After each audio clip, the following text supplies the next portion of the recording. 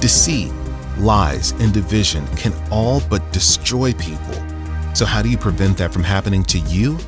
That's what Bryan Clark talks about today on Back to the Bible.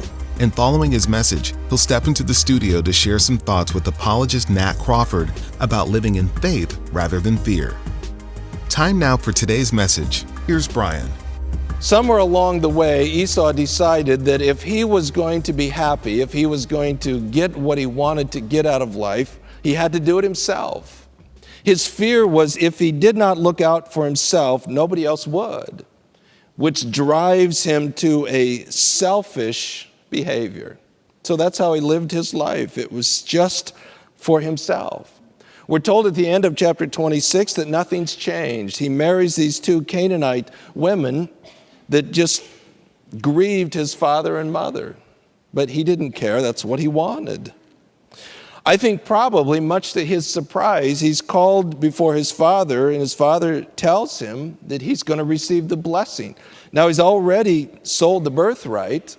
This must have come as quite a surprise, but a very welcome surprise. He heads out, gets his wild game, brings it back.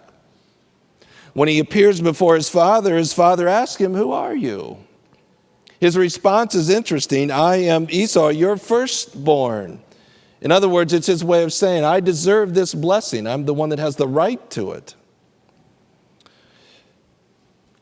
Then he finds out what has transpired, that Jacob has deceived his father and taken his blessing. And he's in anguish, and he grieves, and he begs his father for some sort of a blessing, but he gets none. What I think is interesting about Esau is that Esau had convinced himself that the only way to be happy, the only way to be fulfilled, the only way to really get what he's wanting in life is to do it himself. That's what drives his selfishness. Life for him is a competition, and he is in competition with his brother Jacob for the blessing. And whenever it's a competition, then it comes down to who wins. And he lost. And he's coming to grips with that. Immediately, the writer tells us he bears a grudge. And when dad's dead and gone, I'm going to kill Jacob. In his heart, nothing has changed. He's in a competition with Jacob, and Jacob won, so there's one last step he can take. Then Jacob must die. It's the same thing that Cain did all the way back in Genesis 4 when he killed his brother Abel. But what about Jacob? It's just amazing how deceitful Jacob is before his father. Numerous times his father questions him, and he just flat lies about who he is. It's interesting, too, that when his father asks him, "How did you accomplish this so quickly?" that Jacob drags God into this. Well, the God that you serve, he did it for me. I think that's the writer's way of saying that Jacob in his own mind had rationalized this to the point where he thought what he was doing was right. He had no hesitation to bring God in as if God was doing this because he had convinced himself this was right. Because in the end, God wanted Jacob blessed. So what difference does it make if they have to scheme and lie and deceive a little bit in order, in the end, to accomplish what God wanted? I think both Jacob and Rebekah had convinced themselves that God was honoring this little scheme of theirs. Jacob's fear was the same as Rebekah's. Somehow God has lost control. Abraham and Sarah had the same fear. When Sarah couldn't get pregnant with the promised seed, they sat down and thought, God needs some help. He's just having trouble here, and he can't fulfill his promise. So they came up with a plan that Abraham would have relations with his maid, and through his maid would come the promised seed. God had to show up on the scene and say, I don't need any help. I've got everything under control. I just need you to trust me. That's what Jacob and Rebekah needed to do. They just needed to say, God's got this thing under control. He'll figure it out. But they don't. They panic. Rebekah's similar to that. Rebekah responds the same way. She's got this fear that if we don't act, then God's plan is all going to be lost. So we've got to help him out. Rebekah had learned that Isaac really couldn't be trusted. He had a pattern of bad choices and poor judgment. So as soon as Esau slips into the tent, then Rebekah slips up to the door and she listens. I think she knew what was coming. She hears what Isaac says, and immediately her plan goes into effect. Now, I don't think she just thought this plan up. I think she saw it coming. As a matter of fact, we're told that she had stashed these garments of Esau in her tent. She already had them. She was ready. It is interesting that when Rebekah explains to Jacob what Isaac said, she doesn't quote him quite accurately. When Isaac was talking to Esau, he said, "Come that I might bless you." But when Rebekah's talking to Jacob, she says, "Your father said that I might bless you in the presence of the Lord." Now, Isaac didn't say that, but I think, again, the writer is saying that she's convinced that if Isaac does this with Esau, then God somehow is obligated to honor that, and God's whole plan then is going to crash.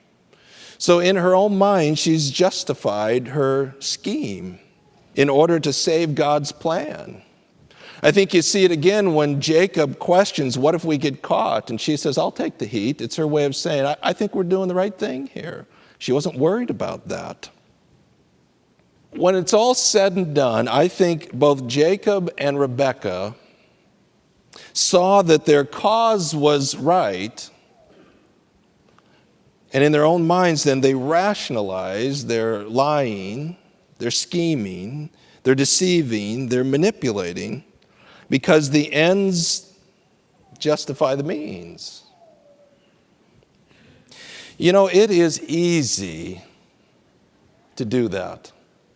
When we get in our minds that our cause is just, that what we're doing is right, it isn't that hard to rationalize our scheming, our manipulating, our lying, our deceiving.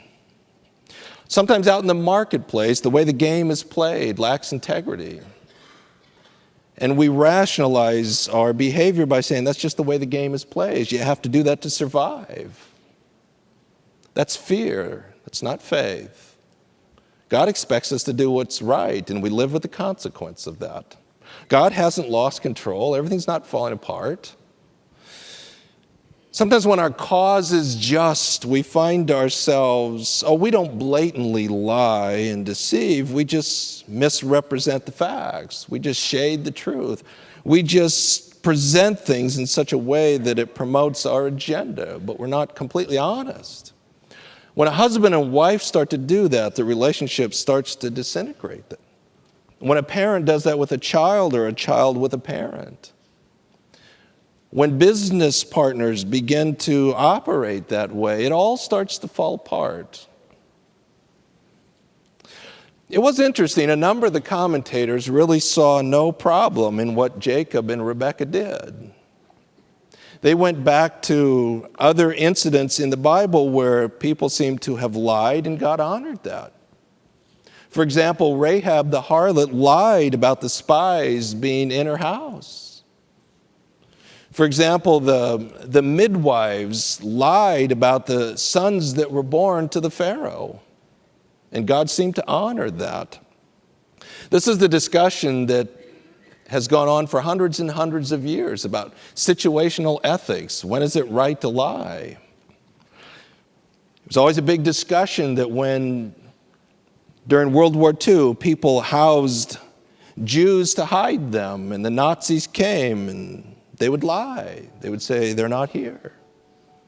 Is that right or is it wrong?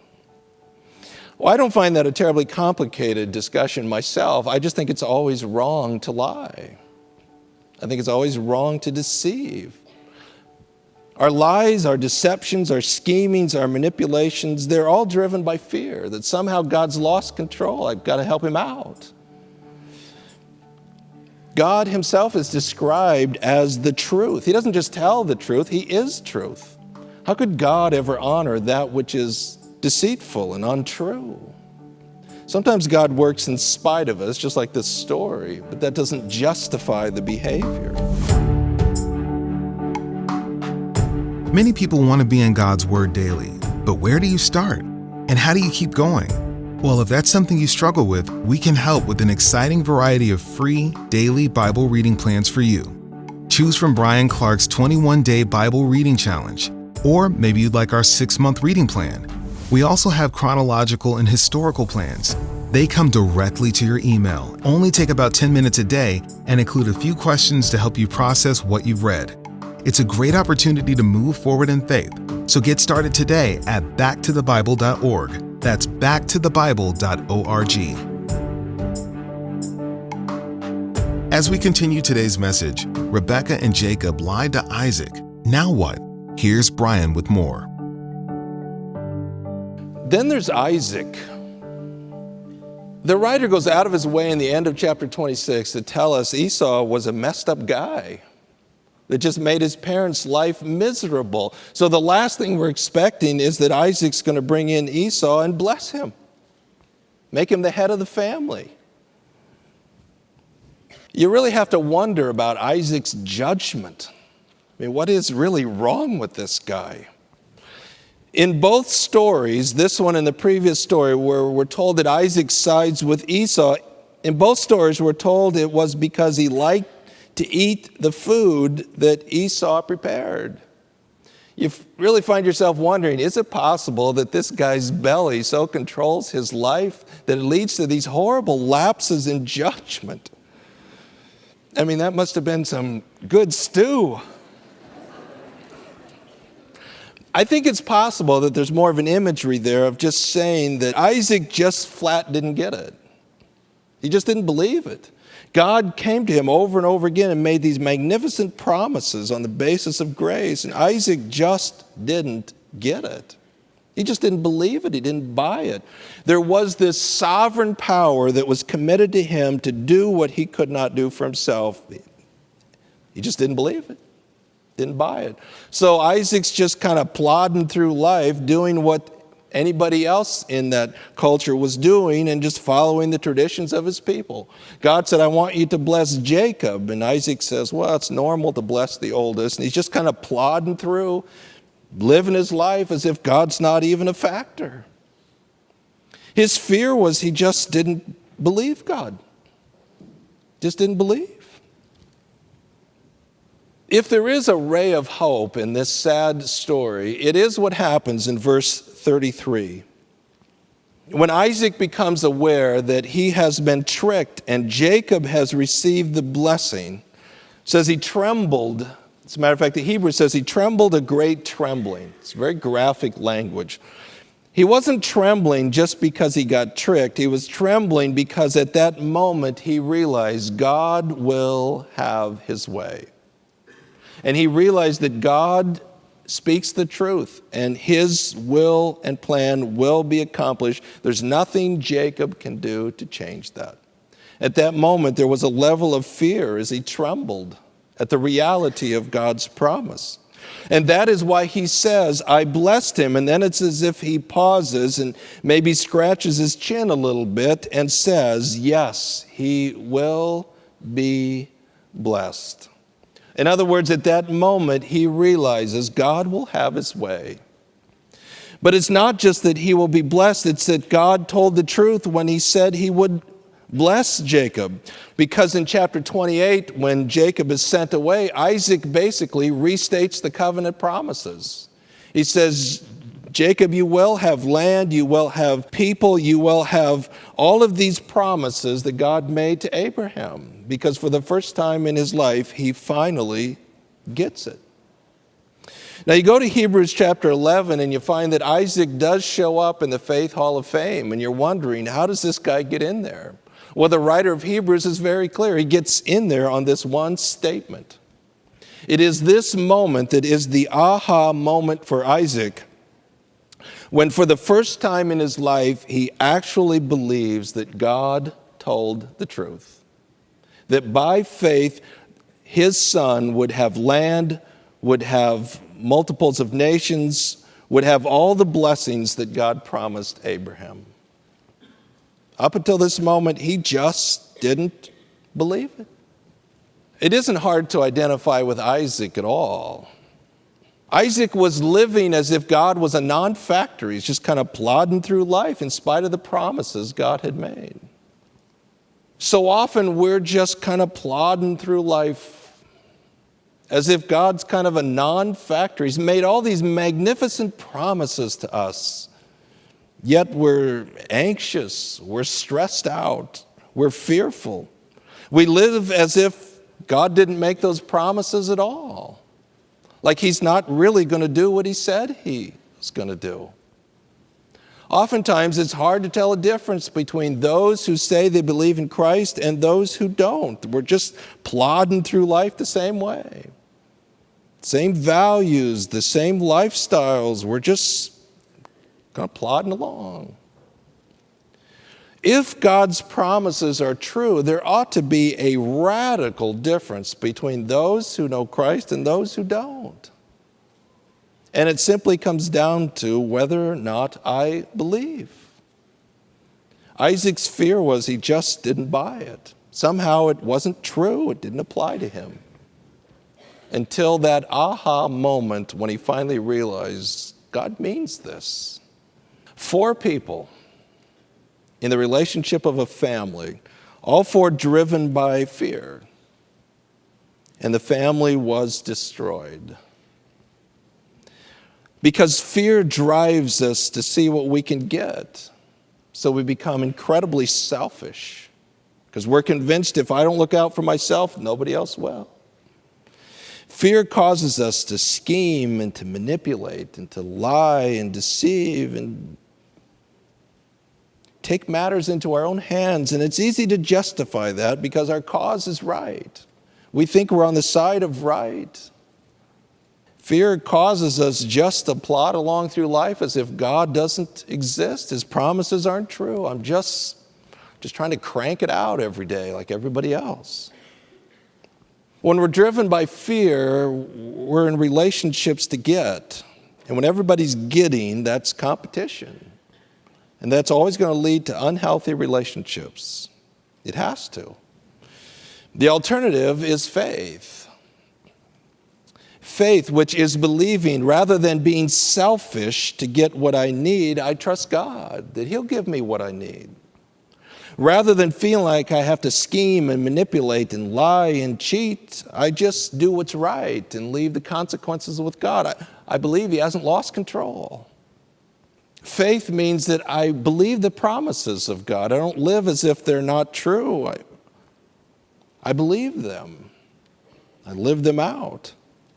The reality is every single one of us, we are either going to build relationships on the basis of fear or faith.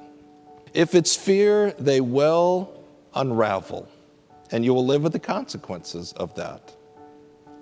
If it's faith, you experience the relationships that God intended. You find your meaning, your significance, your purpose, your love in Him, and your relationships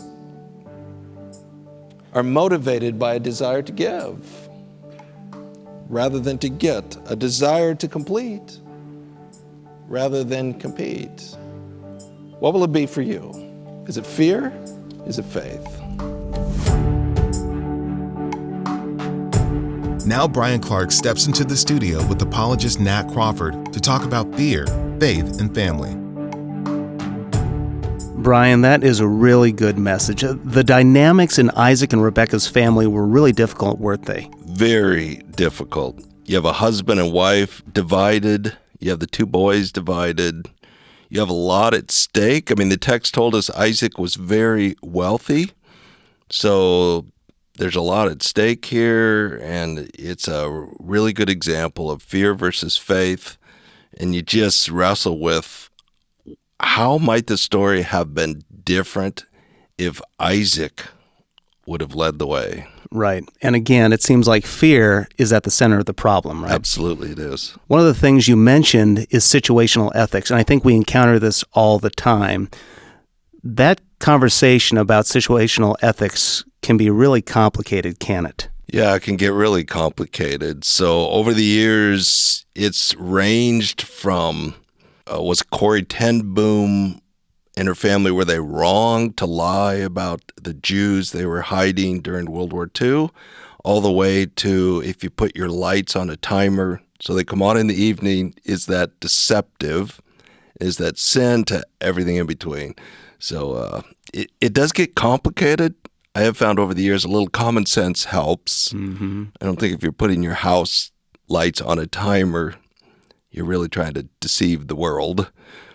But I think you do get into matters more like with Corrie ten Boom, stories like that. What is the right thing to do? And it can get complicated. Yeah. I've noticed over the years, people sometimes will bring up the story of Rahab too, right? Yes. So here we have one where, she clearly lied. And so there's that, there's the one exception to the rule. Right. But I think that we're missing the point that the lie has nothing really to do with the story. Right. Yep. Yeah, I don't think the point of the story was go out and lie. Mm-hmm.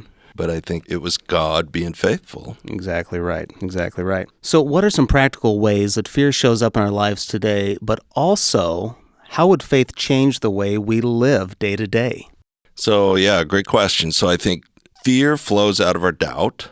And so I think then faith is what guides us to trust God day to day. So think of it this way. You're trusting God to meet your most legitimate needs rather than doing it my own way. I'm trusting God that His way is best, not my way. So I'm trusting God that sin is not the pathway to happiness, even though at times it may seem like it. So it's trusting God when the doctor says cancer. It's trusting God when I lose my job. It's trusting God when I'm 30 and still single. It's trusting God when somebody else gets the promotion. I mean, it's the most ordinary, practical stuff of life. Do I doubt or do I trust God? And I think a key component of our faith is looking back at those markers of God's faithfulness in our own lives and in the lives of those who came before us. Yeah, I think that's a great point, Nat. That's really a significant way to grow our faith, is to rehearse the ways God's been faithful in the past, to believe He'll be faithful tomorrow. Thanks, Bryan.